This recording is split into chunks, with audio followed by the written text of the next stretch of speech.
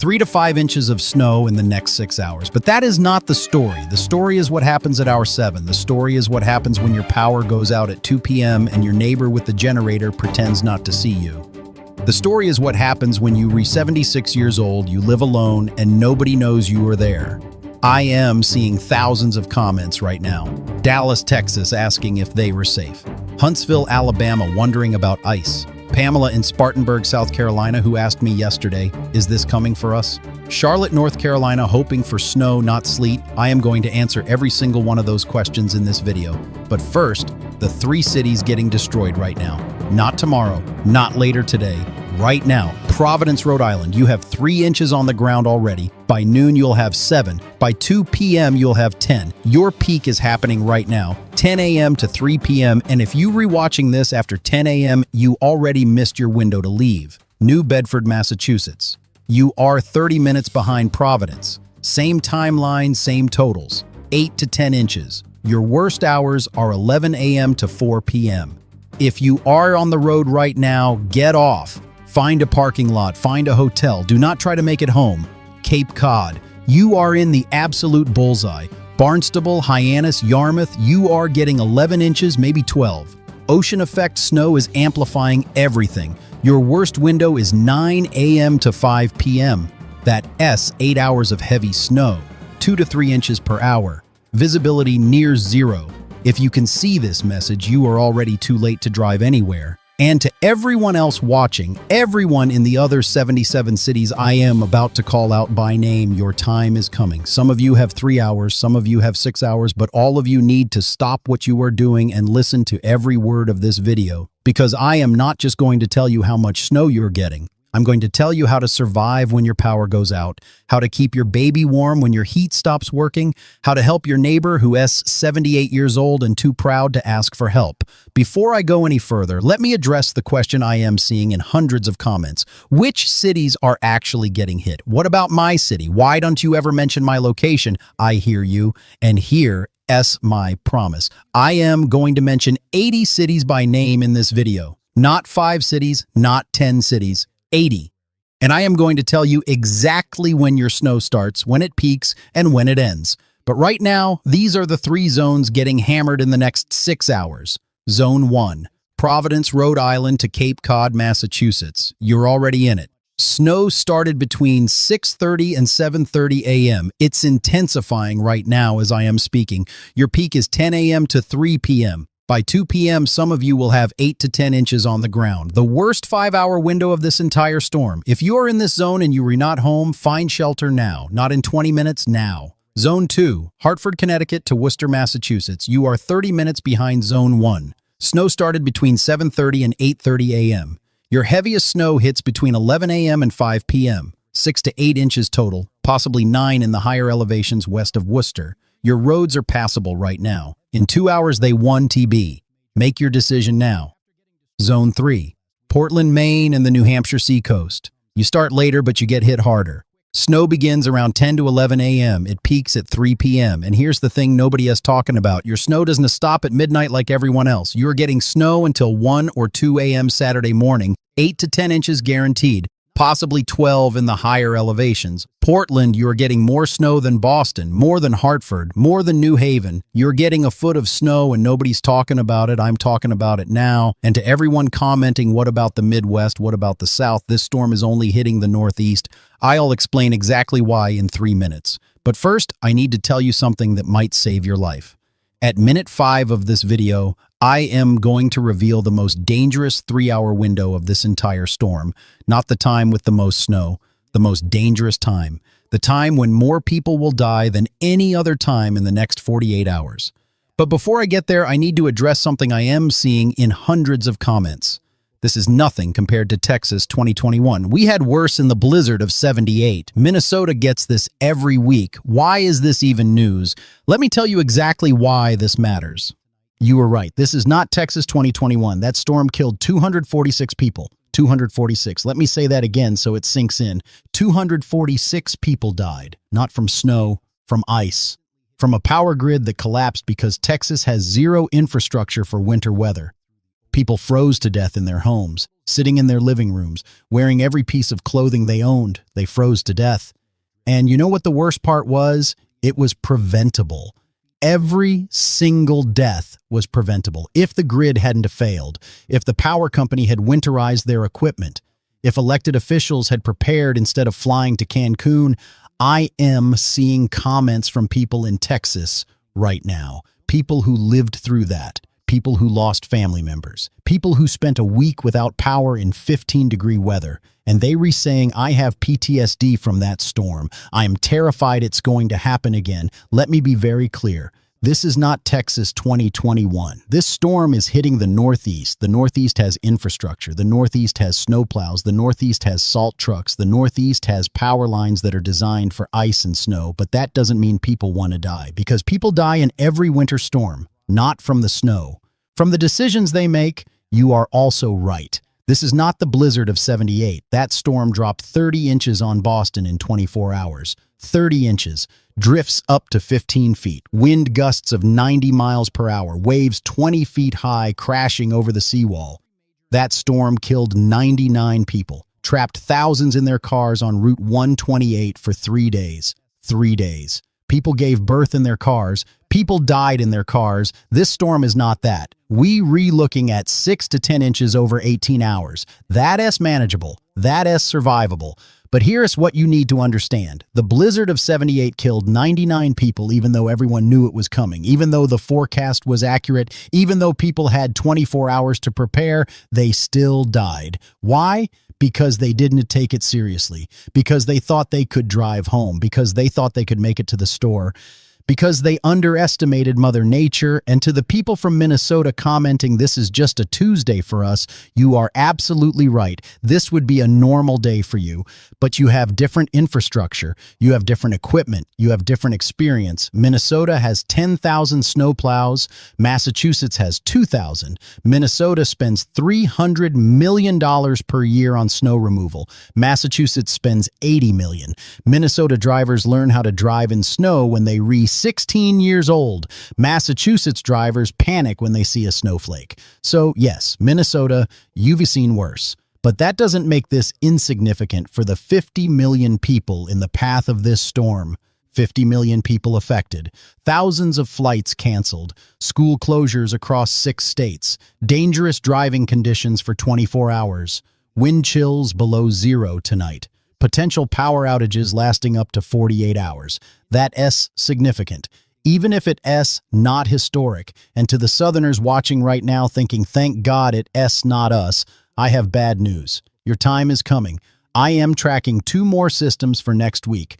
One targets Tennessee and Kentucky. The other one targets North Carolina and Virginia. Subscribe to this channel so you don't miss those forecasts. Now, the most dangerous time window. The most dangerous 3 hours of this entire storm are today, Friday, between noon and 3 p.m. Eastern Time. Let me explain why. This storm hits during rush hour. Businesses are open. Schools are open in some districts. People are out running errands. People are thinking, I can make it to the store. I can pick up my prescription. I can grab lunch. By 10 a.m., we have 3 to 5 inches on the ground in Providence, Hartford, Worcester, New Haven. Roads are slippery, but they are passable. You can still drive if you are careful. That's when people make the fatal mistake. They look outside, they see 3 inches of snow, they think it's not that bad yet. I can handle this. I'll just drive slow. By noon, we have 6 to 8 inches. Roads are dangerous. Snow is falling at 2 inches per hour. Visibility is down to a quarter mile. But people are already out there. They left at 10 a.m. when it looked manageable. Now they re-stuck in traffic, stuck on the highway, watching the snow pile up around them. By 2 p.m., we have 8 to 10 inches. Roads are impassable. Snowplows can keep up. Police are telling people to shelter in place, but thousands of people are already out there, in their cars, on highways, with no food, no water, no heat, and no help coming for hours. This is exactly what happened in Michigan 2 days ago. Interstate 96, 100 cars piled up, people stuck for 8 hours, in 17-degree weather. Why? Because they thought they could make it home before it got bad. They thought they could outrun the storm. You cannot outrun a winter storm. You cannot outsmart Mother Nature. You cannot wish yourself home. So here's my rule for today. Write this down. Put it on your refrigerator. Text it to your family. If you are watching this video before 10 a.m., do not leave your house. Cancel everything. Work from home, stay home. If you are watching this video after 10 a.m., do not try to come back home. Whatever you are doing, wherever you are, that S where you stay until 8 p.m. tonight. But I have to work. No, you don't. Your life is worth more than your job. Your boss will understand, and if they don't, they are a bad boss. Stay where you are. But I need to pick up my kids from school. Schools are closing. Call the school. They will keep your kids safe until you can safely get there. That might be tonight. That might be tomorrow morning. But your kids are safer at school with heat and food than they are in a car stuck on a highway with you. But I have a doctor's appointment. Reschedule it. Doctors understand winter storms. They probably canceling appointments anyway. But I need groceries. You don't need groceries more than you need your life. Eat crackers for dinner. Eat peanut butter sandwiches. You will survive 24 hours without fresh food. Nothing you have to do today is worth dying for. Let me say that again. Nothing you have to do today is worth dying for. Now, let me address specific comments I am seeing over and over. I am a nurse. I have to go to work. If you are essential personnel, nurse, doctor, EMT, police officer, firefighter, power company worker, you already know the drill. You have four-wheel drive. You have emergency supplies in your car. You have a plan. You've done this before. Go to work. We need you. Thank you for your service. But to everyone else watching this video, you are not essential personnel. Your job is important, but it's not life or death. The hospital will still be there tomorrow. Your patients will still be there tomorrow. You will not be there tomorrow if you die trying to get to work today. I have a four-wheel drive truck. I'll be fine. This is the comment that scares me the most because it's the comment from people who are most likely to die. Four-wheel drive helps you go. It does not help you stop. Let me say that again because this might be the most important thing I say in this entire video. Four-wheel drive helps you go. It does not help you stop. You can have the best truck in the world. You can have a brand new Ford F-150 with four-wheel drive and all-terrain tires and every safety feature known to man. If you hit ice at 40 miles per hour and slam on your brakes, you are sliding into a ditch, into another car, into a tree, off a bridge. Four-wheel drive is not a superpower. It's not a force field. It's not magic. It's a mechanical system that helps all four tires get traction when you re-accelerating. That S all it does. When you re-braking, when you re-turning, when you re-sliding on ice, four-wheel drive does absolutely nothing. You re-subject to the same laws of physics as everyone else. And here is the other thing about four-wheel drive. It makes you overconfident. You think you can drive faster because you have four-wheel drive. You think you can take corners harder because you have four-wheel drive. You think you were safer because you have four-wheel drive. You were not safer. You were more dangerous to yourself and everyone around you. I am from Michigan. I know how to drive in snow. Good for you. I am genuinely happy you have that skill. But let me ask you a question. Do you know how to drive in snow surrounded by people from Massachusetts who don't know how to drive in snow? Because that is the situation you are in right now. You might be a fantastic winter driver. You might have 20 years of experience driving in Michigan winters. You might know exactly how to handle black ice and how to recover from a slide. But the person next to you doesn't.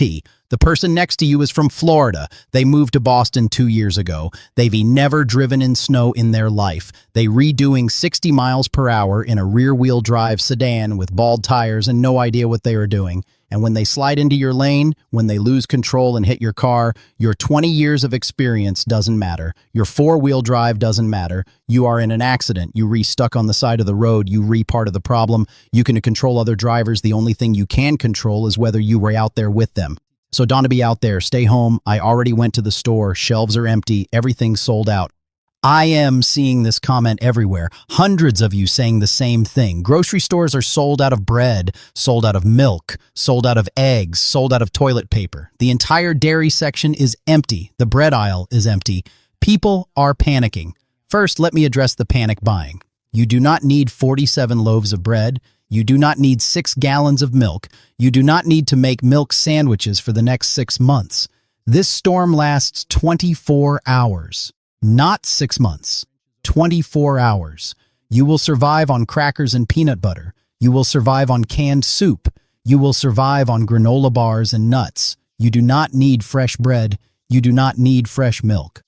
Second, if you are watching this video and you didn't stock up yesterday, it is too late now. The shelves are empty, the stores are closing, and even if they are still open, you should not drive to the store in the middle of a snowstorm to buy milk. You will not die from lack of milk. You will die from driving in a snowstorm to get milk. Is milk worth dying for? Is bread worth dying for? Is toilet paper worth dying for? Use what you have. Order delivery if the apps are still working. Ask a neighbor if they have extra food. But do not get in your car and drive to the store. What do I need to prepare? I don't know what to do. If you're asking this question, it means you've never been through a winter storm before. That's okay. A lot of people watching this video are in the same situation. Maybe you just moved to the Northeast from California. Maybe you've never experienced winter weather. Maybe you were just scared and you don't know where to start. Here's the bare minimum you need. 6 things. That's it, just 6. 1. Food that doesn't need cooking. Peanut butter, crackers, canned soup. You can eat soup cold if you have to. It's not delicious, but it won't kill you. Granola bars, nuts, dried fruit, anything that is shelf stable and doesn't require electricity. 2. Water, 1 gallon per person per day for 3 days. That's 3 gallons per person. If you're a family of 4, that has 12 gallons. If you don't have bottled water, fill up containers right now. Fill up pitchers, fill up pots, fill up your bathtub. You need water for drinking and for flushing toilets if you have a well. 3. Flashlights and batteries, not candles. I cannot stress this enough. Do not use candles. Candles cause house fires. Every winter storm, every power outage, houses burn down because people used candles and fell asleep. Use flashlights, use LED lanterns, use anything electric, but do not use candles.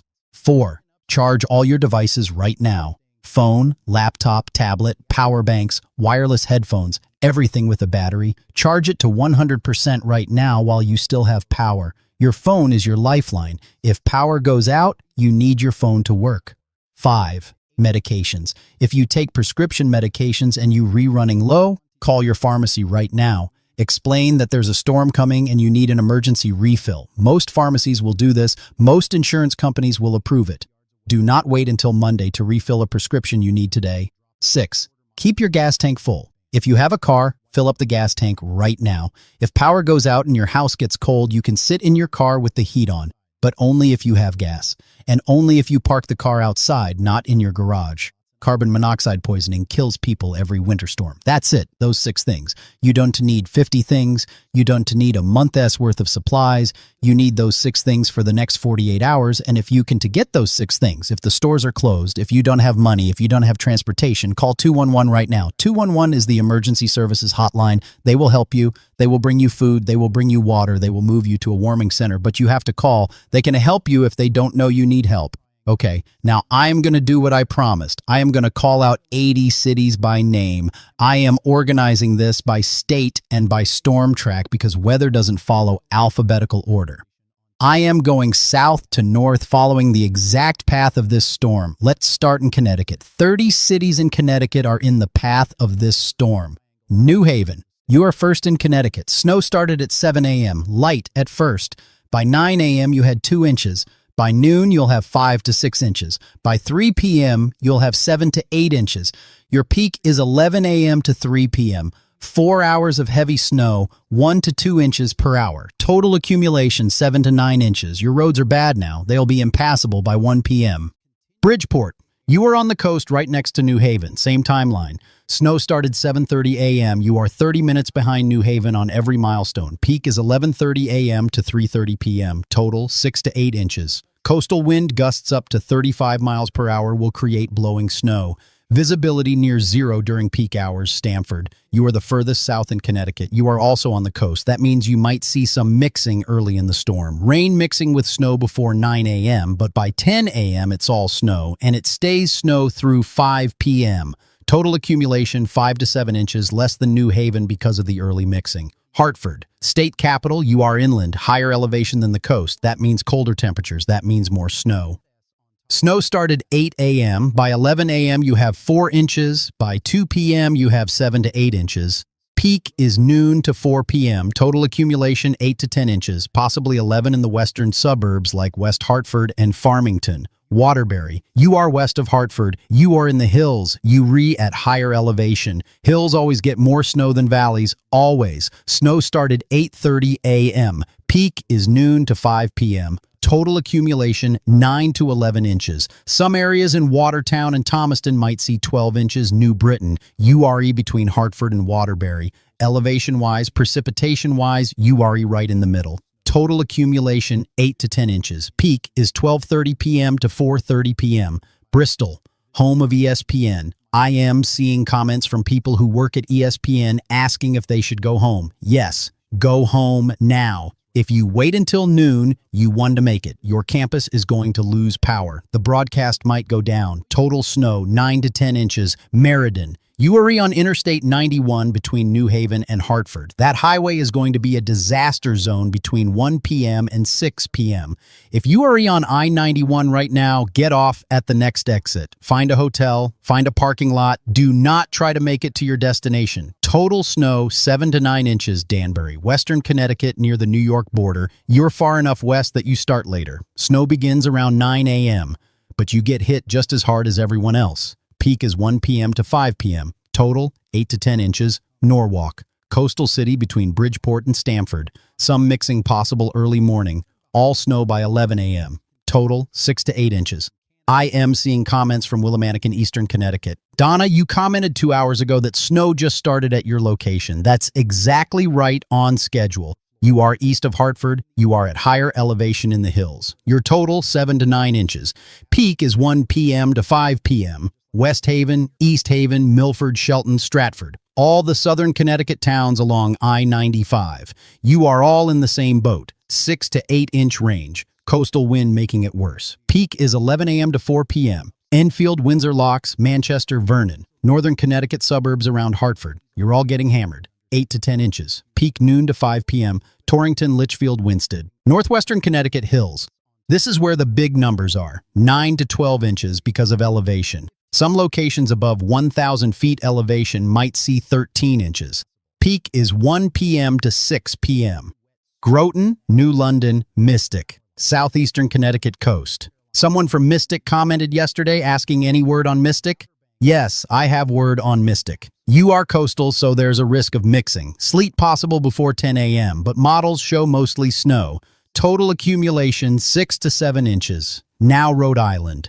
12 cities affected in Rhode Island, Providence.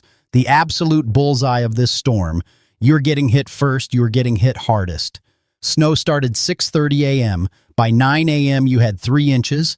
By noon you'll have 6 inches. By 3 p.m. you'll have 9 to 10 inches.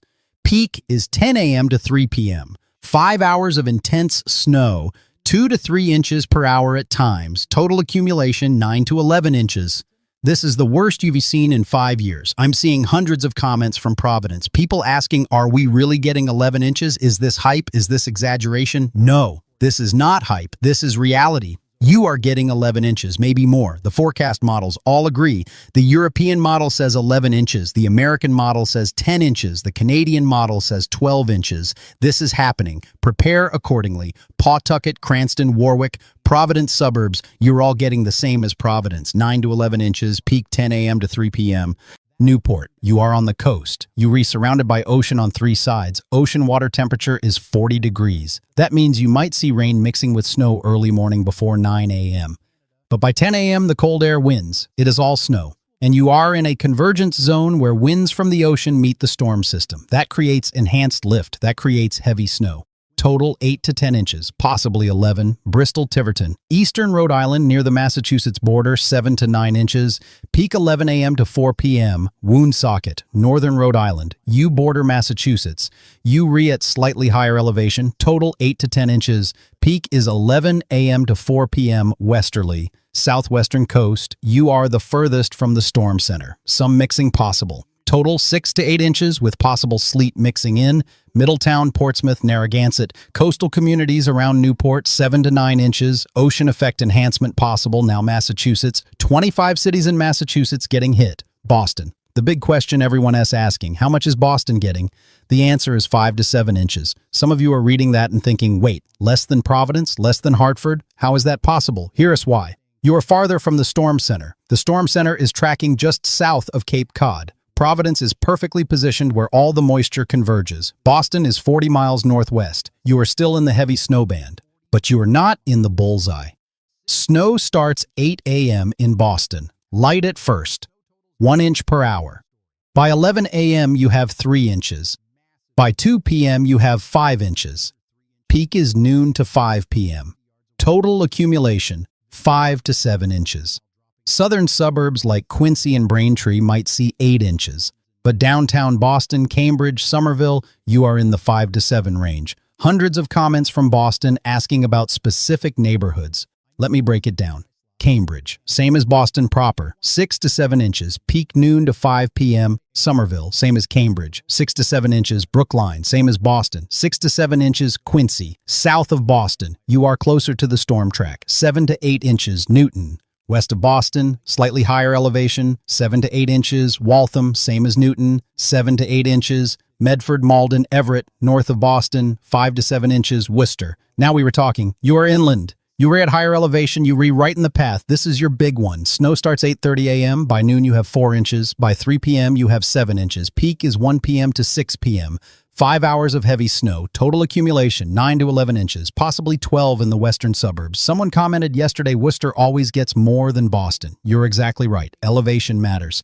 You are 500 feet higher than Boston. Cold air pools at higher elevations. You get more snow every single time. Springfield, Western Massachusetts. You are on the western edge of the storm. Snow starts later, around 10 a.m. You are getting less than Worcester, total 4 to 6 inches. Peak is 2 p.m. to 6 p.m. New Bedford, South Coast. You are in the bullseye with Providence. Snow started 7 a.m. Peak is 10 a.m. to 4 p.m. Total 8 to 10 inches. Fall River, right next to New Bedford, same totals, 8 to 10 inches. Taunton, Brockton, Plymouth, south of Boston, closer to Cape Cod, 7 to 9 inches, peak 11 a.m. to 5 p.m. Lowell, Lawrence, Haverhill, north of Boston near the New Hampshire border, 6 to 8 inches, peak noon to 5 p.m. Now Cape Cod, this needs its own section because I am seeing dozens of comments asking about the Cape and people are confused. Barnstable, Hyannis, Yarmouth, you're right on the coast, mid-Cape. You are getting the full force of ocean effect snow. Cold air moving over 40-degree ocean water creates enhanced lift and heavy snow bands. Total accumulation 9 to 11 inches. Peak is 9 a.m. to 4 p.m. 7 hours of heavy snow, Provincetown. The very tip of Cape Cod. You are surrounded by water on 3 sides. You might see some mixing early because you were surrounded by relatively warm ocean.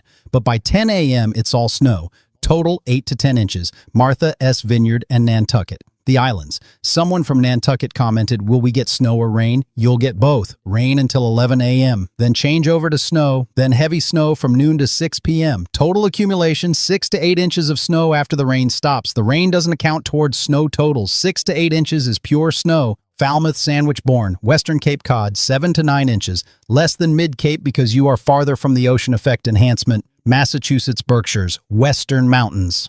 Pittsfield. You are in the mountains. Mountains always get more snow. Always. Total, 8 to 10 inches.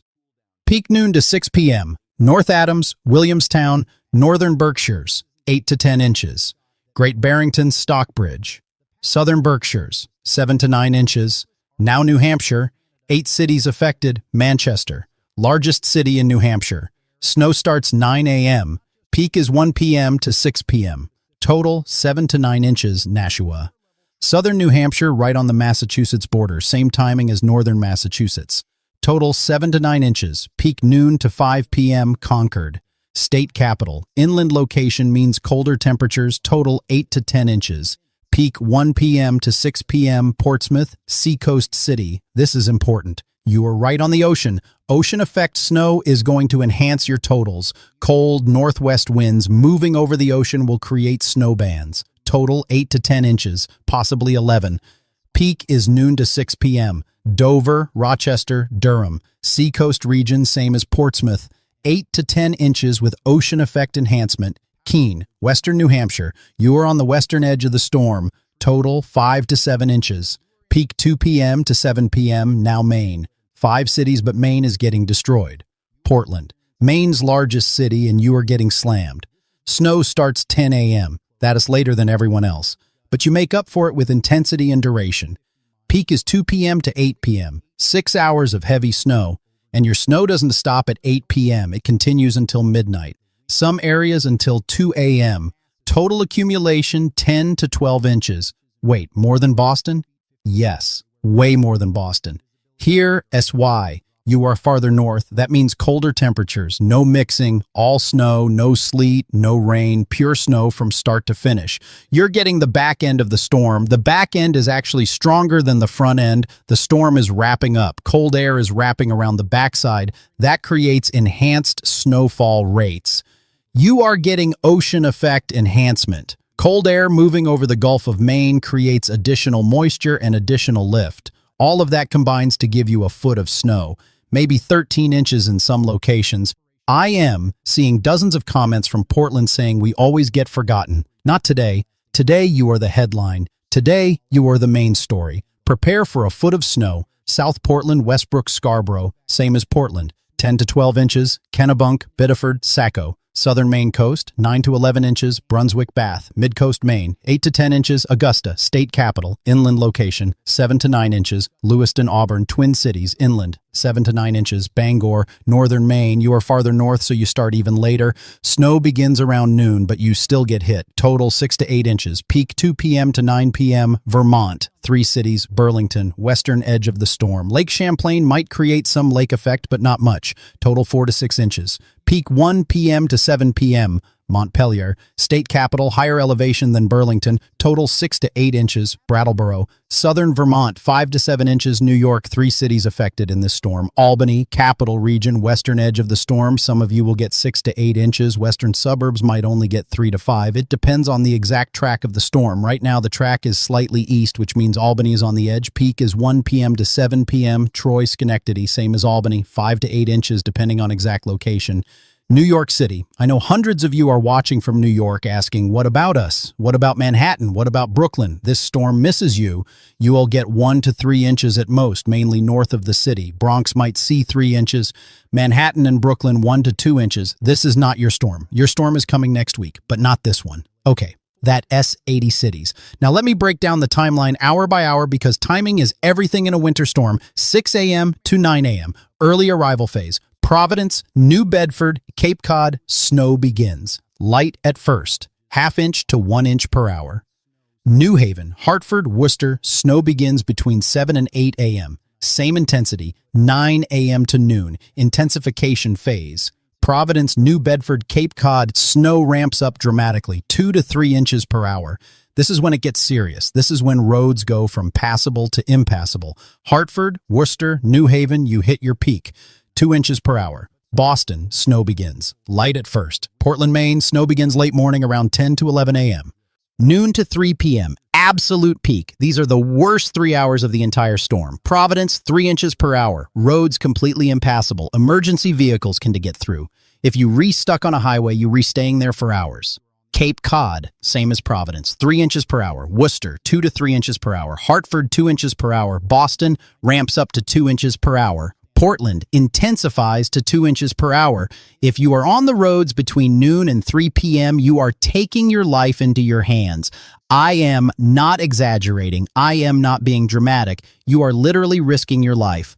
Stay off the roads, 3 p.m. to 6 p.m. Continued heavy snow. Providence, Cape Cod, snow continues heavy but drops to 1 to 2 inches per hour. Still dangerous, still impassable, but not quite as intense as the peak. Worcester, Hartford, same, 1 to 2 inches per hour. Boston peak continues, 2 inches per hour. Portland still intensifying. This is Portland's peak window, 6 p.m. to 9 p.m. Gradual decrease. Providence, Cape Cod, Worcester, Hartford, snow starts to lighten down to 1 inch per hour. Visibility improves slightly. Roads are still terrible, but the worst is over. Boston, snow continues at 1 inch per hour. Portland still going strong, 1 to 2 inches per hour. 9 p.m. to midnight. Snow ends for most areas. Providence, Cape Cod, Worcester, Hartford, snow tapers to flurries, ½ inch per hour, then stops completely around 11 p.m. to midnight. Boston, snow ends around 11 p.m. Portland, snow continues until midnight, some areas until 1 or 2 a.m. You are the last city to stop. After midnight, the cold arrives. This is what people forget. The snow ends, but the cold begins. Temperatures drop to 10 to 15 degrees. Wind chills drop to 0 to -5 degrees. Everything that melted during the day refreezes overnight. Roads that were just wet are now solid ice. Saturday morning is more dangerous than Friday afternoon. Let me say that again. Saturday morning roads are more dangerous than Friday afternoon roads. Friday afternoon, you have snow. You can drive slowly in snow if you were careful. Saturday morning, you have ice. You cannot drive on ice, period. Ice is frictionless. Your tires have no grip. Your brakes don't work. Your steering doesn't work. This is why I'm telling you. If you are not home by 8 p.m. Friday, you are staying wherever you are until Saturday afternoon. Do not try to drive Saturday morning. Wait until Saturday afternoon when temperatures rise above freezing and the ice starts to melt. Now, let me address the scenarios I am seeing in hundreds of comments. Real people, real fears, real situations. I am elderly and I live alone. I am scared. I see you. I see dozens of comments just like yours. 76 years old, living alone, scared. 82 years old, living alone, terrified. 69 years old, living alone, dawned to know what to do. First, you are not invisible. I see you. This community sees you. You matter. Second, here's exactly what you do right now, not later today, right now. 1. Call someone, your daughter, your son, your neighbor, your friend from church, your cousin. I don't care who. Call them right now. Say these exact words. I am alone in this storm, and I need you to check on me tomorrow morning. Give them your address. Give them your phone number. Make sure they have a key or know how to get in if you don't answer the door. 2. Charge your phone to 100%. Keep it with you at all times. In your pocket, in your hand, on the table next to you. Do not let it out of your sight. 3. Medications. If you take prescription medications, count your pills right now. Do you have enough for 5 days? If the answer is no, call your pharmacy right now. Tell them there's a storm coming. Tell them you re-elderly. Tell them you live alone. They will give you an emergency refill. Most insurance companies will approve it. 4. Food. You don't need fancy meals. You don't need a hot dinner. You need calories. Crackers and peanut butter. Canned soup. Eat it cold if you have to. Granola bars. Cheese. Anything that doesn't require cooking. 5. Warmth. If you lose power, here's what you do. Close off all rooms except one.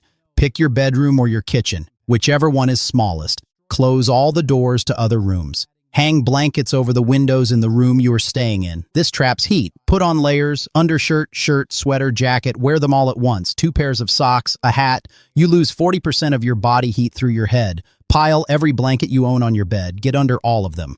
6. If you are on oxygen or a CPAP machine or any medical device that requires electricity, call 211 right now, not later today. Right now. 211 is the emergency services hotline. Tell them you are elderly. Tell them you live alone. Tell them you require medical equipment that needs electricity. They will either bring you a battery backup or they will move you to a facility with backup power, but you have to call.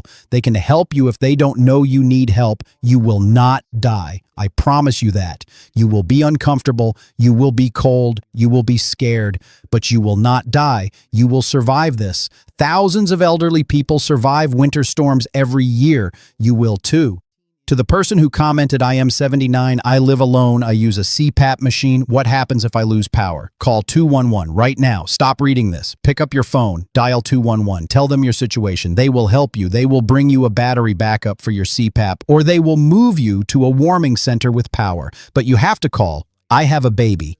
I am terrified. I see dozens of comments from new parents, first-time parents, people who've never been through a winter storm with an infant. You are scared because you don't know what to expect.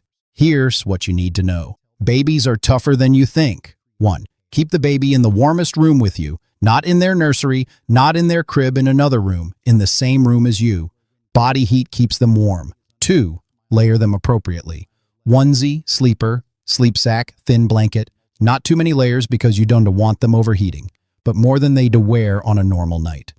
3. Formula and diapers. If you formula feed, make sure you have enough formula for 5 days. If you re-breastfeeding, make sure you have enough food and water for yourself. You need calories to produce milk. You need hydration to produce milk. Take care of yourself so you can take care of your baby. 4. If you lose power and the house gets really cold, below 50 degrees, put the baby in a sling or carrier against your body. Skin-to-skin contact. Your body temperature is 98.6 degrees. You're a portable heater. The baby will stay warm against your chest. 5. Baby monitor.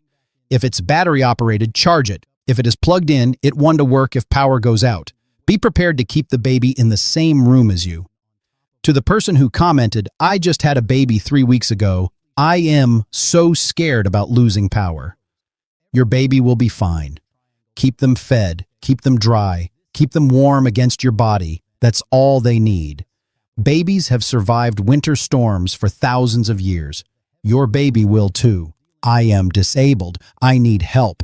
I am seeing comments from people in wheelchairs, people who need oxygen, people who can walk, people who depend on electric medical equipment. This is serious, and I want you to listen carefully. If you are disabled and you require electricity for medical equipment, call 211 right now.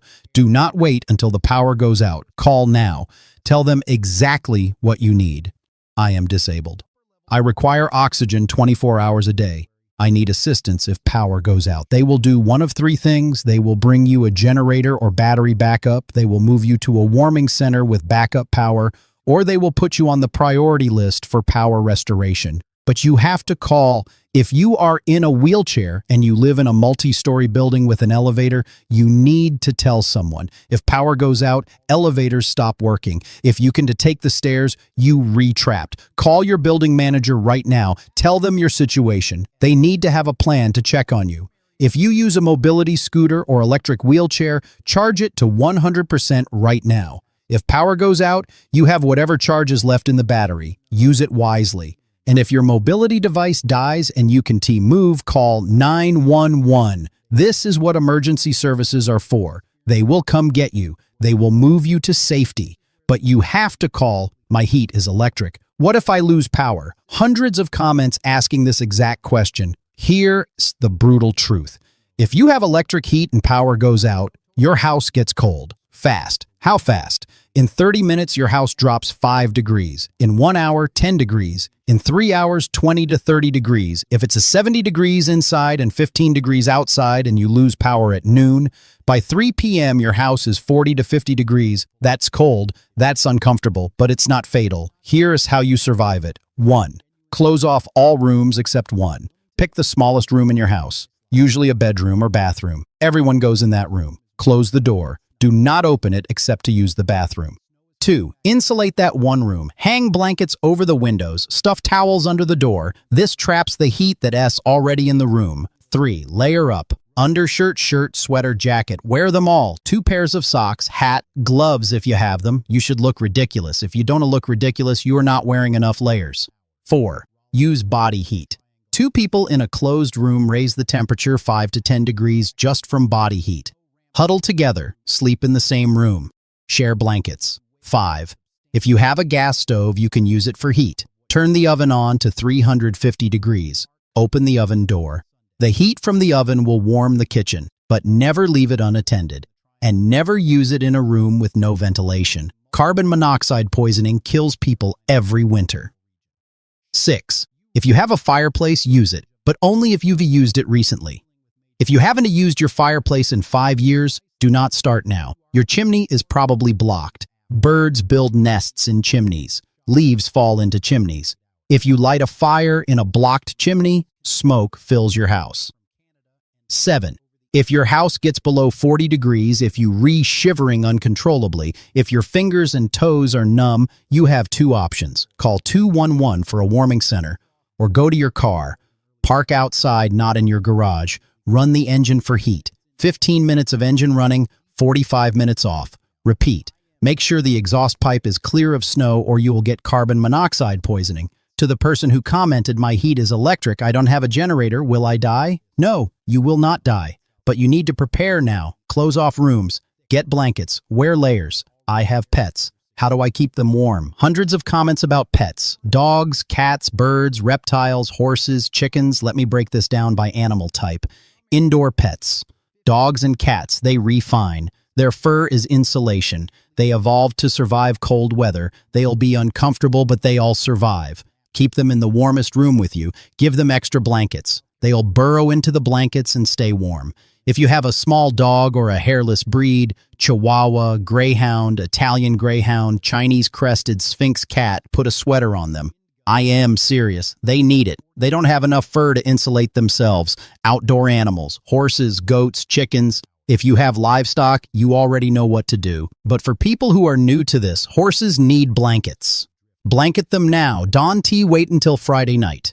Blanket them Thursday night. Make sure they have shelter from wind. Chickens. Close most of the coop vents. Not all of them or the air gets too humid, but close most of them. Add extra bedding, pine shavings or straw. They'll huddle together for warmth. Check their water twice a day. It freezes in cold weather. Reptiles. Someone commented, what about my turtle and snake? Reptiles are the most vulnerable in power outages. Reptiles need heat. If power goes out, if their heat lamp stops working, they die. Fast. Here's what you do. Cover their tank with blankets. This traps heat. Put a Mylar emergency blanket over the regular blankets. Mylar reflects heat. Put hot water bottles next to the tank, not in the tank. Replace the hot water bottles every 2 to 3 hours. If your house gets really cold, if power is out for more than 6 hours, put your reptile in a small box with a hot water bottle. Keep the box under your blankets with you. Your body heat will keep them alive. Birds. Cover the cage with blankets. Birds are extremely vulnerable to cold. If your house drops below 50 degrees, your bird is in danger. Keep the cage in the warmest room. If power is out for more than 6 hours, take your bird to a friend's house that has power. What about homeless people? What about stray animals? I am seeing so many comments about this. Hundreds of you asking how to help. This shows what a good community this is. For homeless people, if you see someone who appears to be homeless, ask them directly. Do you have somewhere warm to go tonight? It's not rude. It's kind. They might say yes. They might say no. If they say no, tell them to call 211 for warming centers. If they don't have a phone, you call 211 for them. Give the operator the location.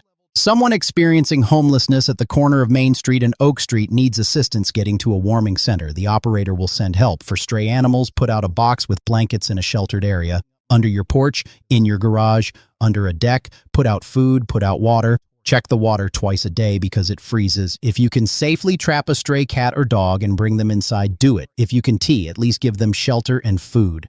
To the person who commented, I feed stray cats. I don't know where they sleep at night. I am so scared for them. You're a good person. Put out multiple boxes with blankets in different locations around your property. Cats will find them. That is the best you can do. Now, let us talk about power outages. The thing everyone is afraid of, but nobody wants to say out loud. Will we lose power? The honest answer is yes. Some of you will lose power. Not everyone, not even most people, but some. Here is who is most at risk. Rural areas with lots of trees and above-ground power lines. If you live in the woods, if power lines run through trees, you are at high risk. Trees get heavy with snow. Branches break, branches fall on power lines, lines go down. Coastal areas with high wind. Wind plus heavy snow equals broken branches equals downed lines. Older neighborhoods with old infrastructure. If your power lines are 50 years old, if your transformers are 30 years old, they are vulnerable. Who's least at risk? Cities with underground power lines. Can to break what is underground. New developments with modern infrastructure. Areas that already upgraded their grid after previous storms. If you do lose power, how long will it last? Best case scenario, 2 to 4 hours. A branch falls on a line. Crew arrives, clears the branch, restores power. You are back online by dinner time. Average scenario, 6 to 12 hours. Multiple lines down. Multiple crews working. Power goes out Friday afternoon, comes back Friday night or Saturday morning. Worst case scenario, 24 to 48 hours. Widespread damage, not enough crews. Power goes out Friday afternoon, doesn't come back until Sunday morning. Extreme worst case, 72 plus hours. This happens in major ice storms, but this is a snowstorm, not an ice storm. Ice is much worse for power lines than snow, so extreme outages are unlikely. How do you survive without power? I already covered most of this in the scenarios section, but let me add a few critical things. For heat, if you have a generator, run your furnace for 30 minutes every 2 hours. Don't run it continuously. That wastes fuel. 30 minutes warms the house. Then it coasts for 2 hours, then repeat. If you don't have a generator, close off one room, everyone in that room, blankets on windows, layers on bodies. For food, if power is out less than 4 hours, your fridge is fine. Dawn tea, open it. Cold air stays trapped inside. If power is out 4 to 12 hours, fridge food is questionable. Throw out meat and dairy. Freezer food is still frozen. If power is out 12 plus hours, everything in the fridge is bad. Throw it out. Freezer food is still good if it's still frozen solid. For water, if you have city water, water still works even if power is out. Faucets still run. Toilets still flush. If you have well water, well pumps need electricity. No power means no water. This is why I said fill your bathtub before the storm. That water is for flushing toilets, charging devices, car charger. Sit in your car outside, not in garage. Run the engine, charge your phone. 15 minutes gives you 20 to 30% charge. Power bank. If you have one, charge it to 100% right now while you have power. One power bank gives you 2 to 3 full phone charges. Laptop. Your laptop battery can charge your phone 5 to 6 times using a USB cable. Light. Flashlights are better than candles. No fire risk. Headlamps are even better. Hands-free. You can cook, clean, move around while wearing it.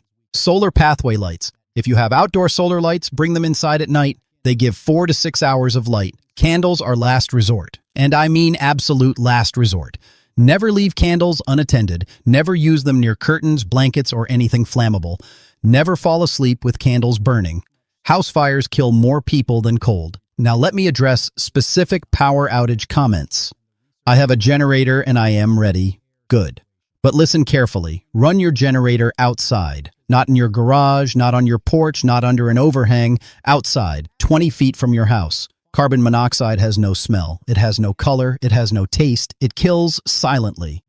Every winter, families die from carbon monoxide poisoning because they ran a generator in an enclosed space. Check your generator right now. Start it up. Make sure it runs. Dawn tea, wait until power goes out to discover it is broken. Have enough fuel. 1 gallon of gas equals roughly 8 hours of generator runtime. If you're re-preparing for 48 hours, you need 6 gallons minimum. Generators are sold out everywhere. Yes, everyone waited until the last minute. If you don't have a generator now, you can get one. Accept that reality. Move to plan B. Blankets, layers, closed rooms.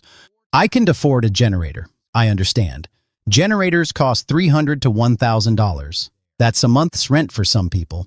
That is groceries for 2 months. But you don't need a generator. You need a plan. Plan A, stay with a friend or family member who has power. Plan B, go to a warming center. Call 211 to find locations. Plan C, bundle up in one room and wait it out. All 3 plans cost $0. My neighbor has a generator and I done tea. Is that fair? No, it's not fair.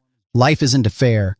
Wealth isn't fair. But you can ask your neighbor for help. Most people are good. Most people will help. Ask if you can plug in your phone to charge. Ask if you can sit in their house for an hour to warm up. Most neighbors will say, yes, I work for the power company. We re-ready. Thank you. I mean that sincerely. Thank you. Power company workers don tea, get enough credit. You work 16-hour shifts in freezing temperatures in dangerous conditions to restore power for people who yell at you for not working fast enough. You deserve appreciation. To everyone watching, if you see a power company truck in your neighborhood this weekend, wave. Give a thumbs up. Bring them coffee if you can. These people are sacrificing their safety and comfort so you can have heat and light. The power company doesn't care about us. They'll fix rich neighborhoods first. I've heard this many times. Sometimes it's true. Most of the time, it's not. Power companies fix outages based on 2 factors: number of people affected and ease of repair. If 5,000 people are without power because one transformer failed, they fix that first. 5,000 people back online with 1 repair. That's efficient. If 5 people are without power because 5 separate lines are down, they fix that last. 5 people back online with 5 separate repairs. That's inefficient. But I'll be honest, sometimes it is about rich versus poor. Sometimes wealthy neighborhoods with political connections get priority. That's corruption. That's wrong. But it happens.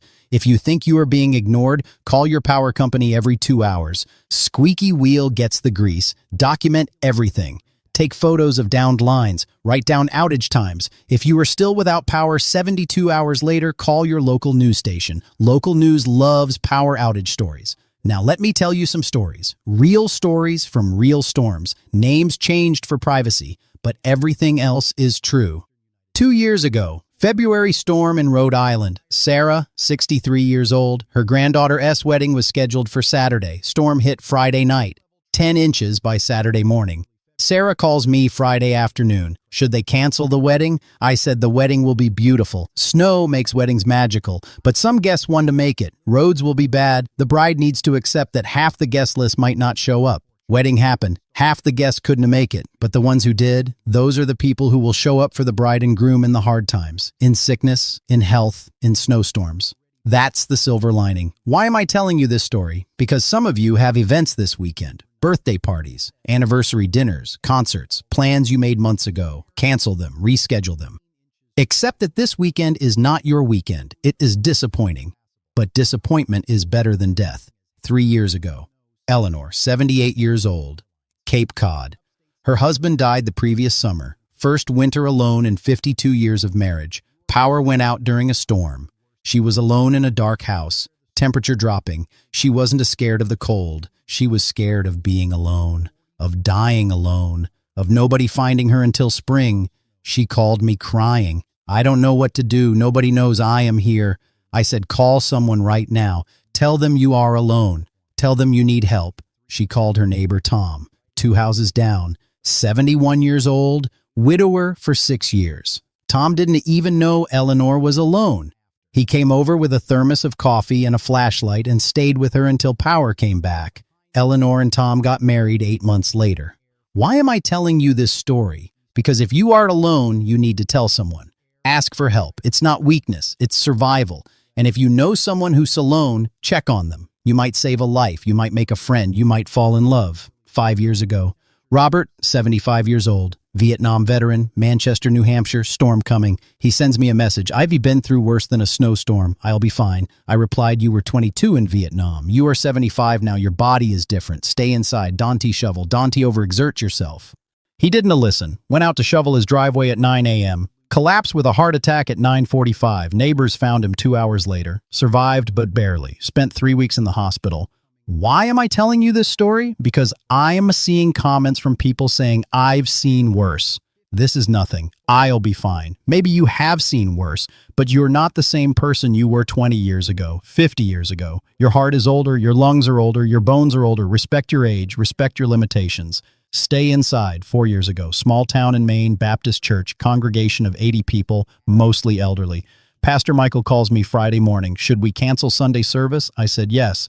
Your congregation is mostly over 65. If one person slips on ice walking to their car and breaks a hip, was church worth it? He canceled in-person service. Then he had a better idea. Conference call service. Everyone calls in at 10 a.m. Sunday, can see each other but can hear each other. 103 people called in. They heard the sermon over speakerphone. They sang hymns badly over the phone. They prayed together. They felt connected, even though they were alone.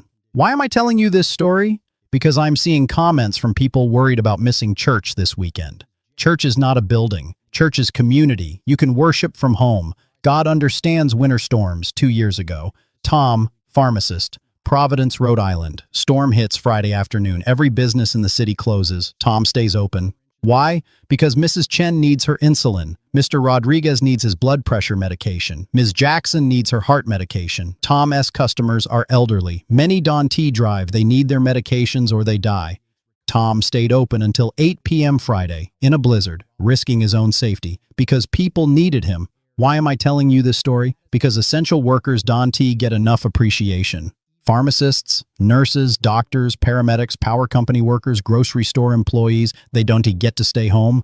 They work through the storm so you can survive. If you know someone who is working through this storm, thank them. Buy them coffee, write them a note. They re-heroes 1 year ago. Henry and Rose, married 50 years, anniversary on Friday. Storm hits Friday. Their favorite restaurant closes. Henry doesn't give up. He ordered takeout Thursday, put it in the fridge. Friday night, he reheated it, set the table with candles, put on Frank Sinatra.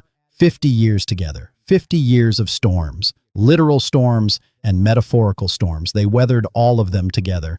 Why am I telling you this story? Because storms can stop love, they can stop restaurants, they can stop traffic, but they can stop two people who choose to be together. If you have someone you love, this storm is an opportunity. Cook together, play board games, talk without distractions. When the last time you had a full day with no work, no errands, no obligations, just you and the people you love, this storm is giving you that gift. 3 years ago, Worcester, Massachusetts. Family loses power Friday night. Their dog, Max, golden retriever, 4 years old, panics in the dark. Gets out the back door when someone goes outside. Runs off into the storm. Family searches for him for 2 hours. Can find him in the dark and snow. Give up. Assume he is gone. Cry themselves to sleep. Saturday morning, neighbor finds Max sleeping on their porch. Cold and scared but alive. Brings him home. Why am I telling you this story? Because pets panic in storms. They run, they get lost. Keep them inside, keep them on leash. Don T let them out unsupervised. And if you find a lost pet, help them. Check for a caller with a phone number. Bring them inside. You might reunite a family. Okay, snow ends by midnight tonight for most cities. Portland, you are the last to stop around 2 a.m. Most of you wake up Saturday morning to 6 to 10 inches on the ground. Then what happens Saturday morning? The cleanup begins. Roads are still bad. Plows worked all night, but they couldn't keep up. Main roads might be passable if you drive very slowly. Side streets are still covered. If you are thinking I'll just drive slow, no, do not drive Saturday morning at all. Saturday afternoon, roads improve slightly. By 2 p.m. Saturday, main highways are mostly clear. Main roads are passable. Side streets are still sketchy. If you absolutely must drive Saturday afternoon, here are the rules. 1. Drive half your normal speed. If you normally drive 50, drive 25. If you normally drive 30, drive 15. 2. Triple your following distance. If you normally stay 2 car lengths behind, stay 6 car lengths. 3.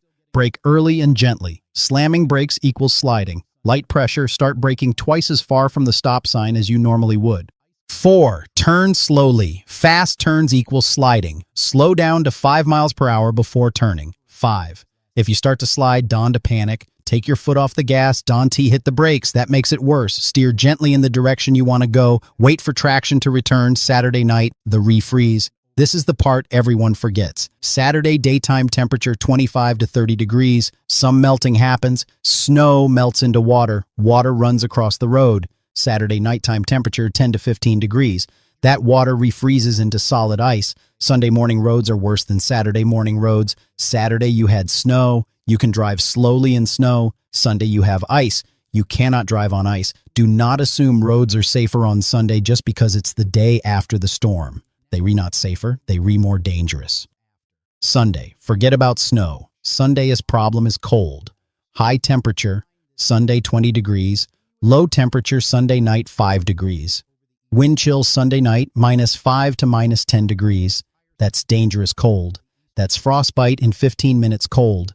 If fingers or toes go numb, you have frostbite starting. Get inside immediately. If you go outside Sunday, full winter gear. Hat, gloves, scarf, heavy coat. Limit time outside to 15 to 20 minutes maximum. Monday. Back to normal maybe. Schools might reopen, businesses might reopen, roads should be mostly clear, but some of you will still have snow piles in driveways. Ice on sidewalks. Don T, assume everything's fine just because it's Monday. Let me zoom out and give you the bigger picture. This storm is part of a big pattern that has been building since January 23 to 27. Bomb cyclone hits the southeast. Historic snow in the Carolinas. Charlotte got a foot of snow. Myrtle Beach got 6 inches. Florida saw snow. Snow doesn't fall in Florida, but it did. That storm killed 14 people, mostly from car accidents. People who thought they could drive in snow even though they'd never driven in snow before. Late January into early February. Polar vortex disruption, stratospheric warming event, cold Arctic air pushed south into the United States. Now, February 7, this storm, northeast getting slammed. Next week, 2 more systems headed for the south. Tennessee, Kentucky, Virginia, North Carolina. What's causing all this? 3 things. 1, polar vortex split. The polar vortex normally sits over the North Pole and contains cold air. When it splits, when it weakens, that cold air escapes south. 2, stratospheric warming. Temperatures 30 miles up in the atmosphere suddenly warm up. This disrupts wind patterns. This pushes cold air south.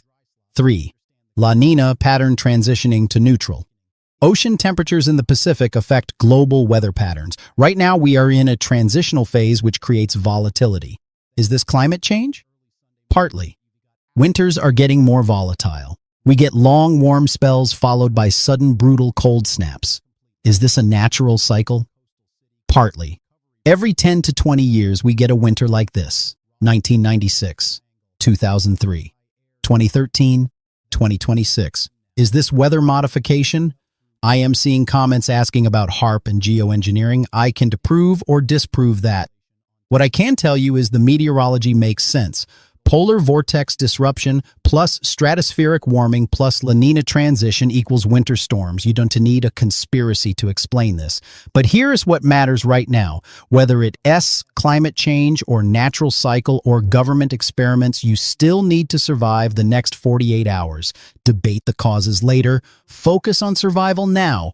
We were almost at the end. Let me give you final warnings. Warning 1, do not drive unless absolutely necessary. Most storm deaths happen in cars, not from freezing in your house, from car accidents. Stay home. Warning 2, check on your neighbors, especially elderly neighbors.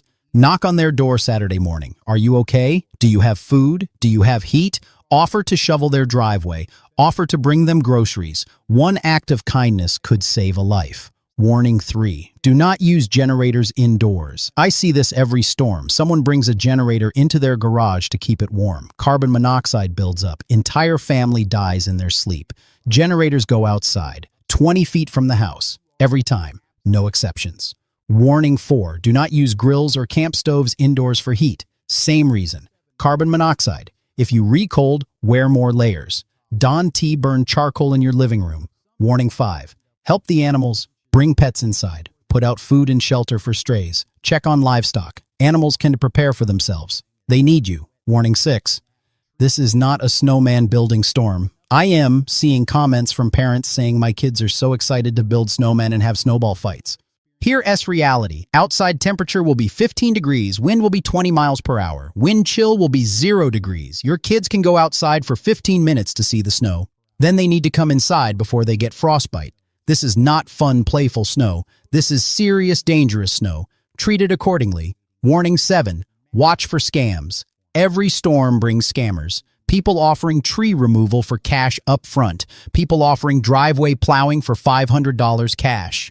People pretending to be power company workers. If someone knocks on your door offering services, ask for ID. Ask for a business card. Look them up online. Never pay cash up front. Legitimate businesses demand cash before doing work. Warning 8. Stay informed. This forecast is accurate as of 8 a.m. Friday, but weather changes. Check your local weather every 2 to 3 hours. If forecasts change, adjust your plans. Use this video as a guide, not as gospel. Okay, we at the end. I've given you 80 cities by name, hour by hour timeline. What to do if you lose power. What to do if you elderly, disabled, have kids, have pets. 7 stories from past storms, 8 final warnings. You have everything you need to survive this storm. Now it's up to you to make good decisions. I am seeing thousands of comments and I want to address a few more before I finish. To the person who said I'm not ready, it's not too late. You have until 10 a.m. Make your preparations now. Food, water, flashlights, charge your devices. To the person who said I'm excited for snow, enjoy it safely. Take pictures. Build a snowman for 15 minutes. But respect the danger. This is not a game.